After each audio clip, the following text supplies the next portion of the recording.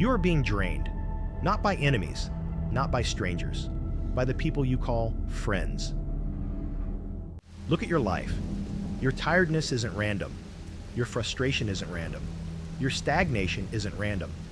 There is always someone near you who benefits from keeping you weak. The knife rarely comes from the enemy in the distance. It comes from the hand you shake, the smile you trust, the voice that says, "Bro, I'm here for you," while plotting its next extraction. Most men stay stuck because they fear standing alone, so they surround themselves with anchors disguised as allies. Today we end that. Today, you learn how to identify a fake friend and cut them out with precision. This is modern warfare, and your circle is the battlefield. The first parasite is subtle. They don't shout, they don't attack, they drain. The complainer, the victim, the man who feeds on your stability because he has none. Every time you talk, he unloads his problems, his stress, his failures, his weaknesses. And you listen, you advise, you carry weight that was never yours.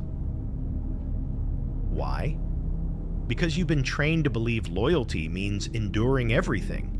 But endurance has limits, and parasites know exactly how to use your empathy as a fuel source. You walk away from the conversation exhausted. He walks away refreshed. That is extraction. That is consumption. That is what an energy vampire does. The Stoics were cold with their circle. They didn't allow chaos near them. Their friendships weren't emotional habits. They were alliances. Marcus Aurelius wrote that you must observe a man's character before letting him close. Not his words, not his promises, his patterns. A true friend strengthens your discipline.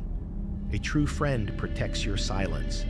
A true friend holds the line with you. Everyone else is noise, and noise must be filtered out for clarity. How do you spot the energy vampire? They only call when they're drowning.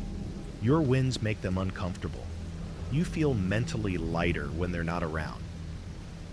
And how do you remove them? You stop feeding them.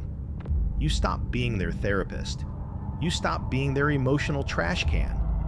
You shorten the conversations. You stop giving advice. You stop rewarding their chaos with attention.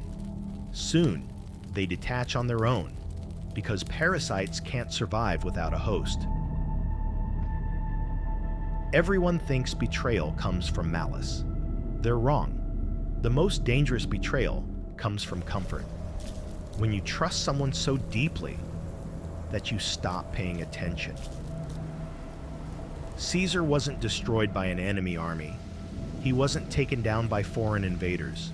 He was stabbed by someone he treated like a brother. Brutus wasn't a villain with a clear plan. He was a man who let jealousy grow quietly, while staying close enough to study Caesar's weaknesses. That's what fake friends do. They stay close, they study, they wait for the moment when your guard is down. The great generals had a rule: trust the loyal, test the rest. Roman leaders didn't assume loyalty, they verified it. Loyalty wasn't a feeling, it was demonstrated through action, consistency, and integrity. They watched for envy. They watched for subtle disrespect. They watched for the shift in tone when success arrived. In the ancient world, it was normal to keep your inner circle small, very small. How do you spot the modern Brutus? Here are the red flags. Number 1, the delayed celebration. You tell them good news. They smile a second too late. The eyes don't match the words. Number 2, the microcuts. Tiny comments designed to lower you. Must be nice. You got lucky. Don't get cocky. Number 3, the strategic silence. Your success goes ignored. Your struggles get attention. They feel safe when you're down. And how do you remove them? You don't confront. You don't debate. You don't explain your feelings. You tighten your circle. You reduce access. You reduce availability. You slowly close the gate until they realize they're no longer inside. Some people don't drain you. They study you. They watch your habits, your routines, your vulnerabilities, your ambitions, not to support you, but to copy you, compete with you, or sabotage you. This is the spy, the envious observer. They smile at you, but monitor your progress more closely than your enemies do. You'll see it when you succeed. That tiny smirk, that twitch in the eyes, the disbelief that you actually pulled it off. They won't attack you directly. They attack through comparison, through minimizing your progress, through keeping score in silence. Jealousy is quiet, but it's not invisible. Stoics had a powerful method. Observe reactions, not declarations. Anyone can say they support you, but the truth shows in the micro-expressions. Seneca said that no man reveals his soul more than in moments of another's success.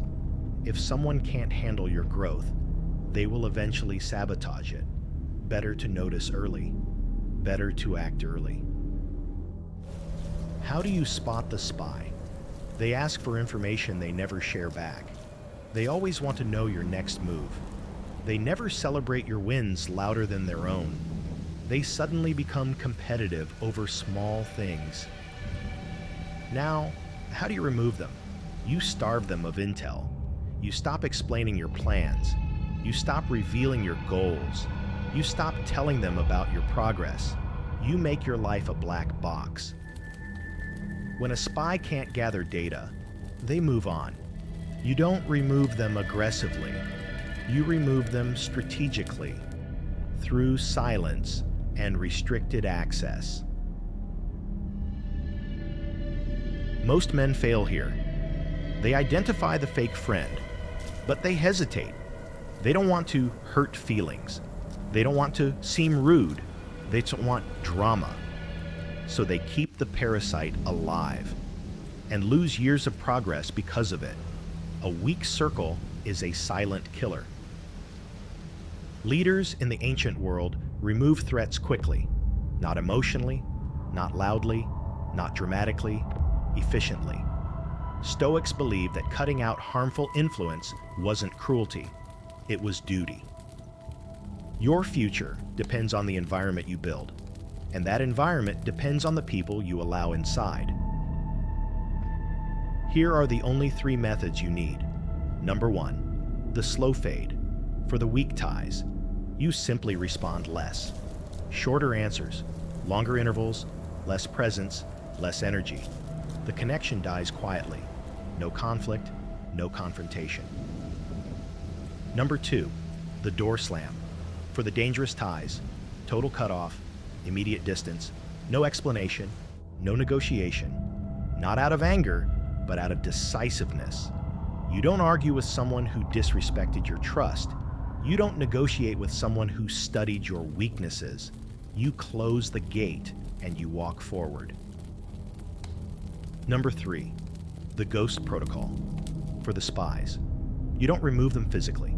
You remove them informationally. They can see you, but they can't access you. Your plans disappear. Your progress becomes invisible. You become unpredictable, unreachable, untouchable. Removal is not cruelty. Removal is protection. You're not destroying a person.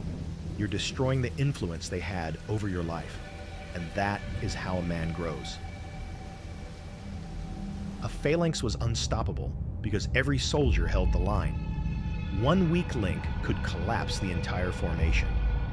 Your social circle is the same. One fake friend can break your discipline.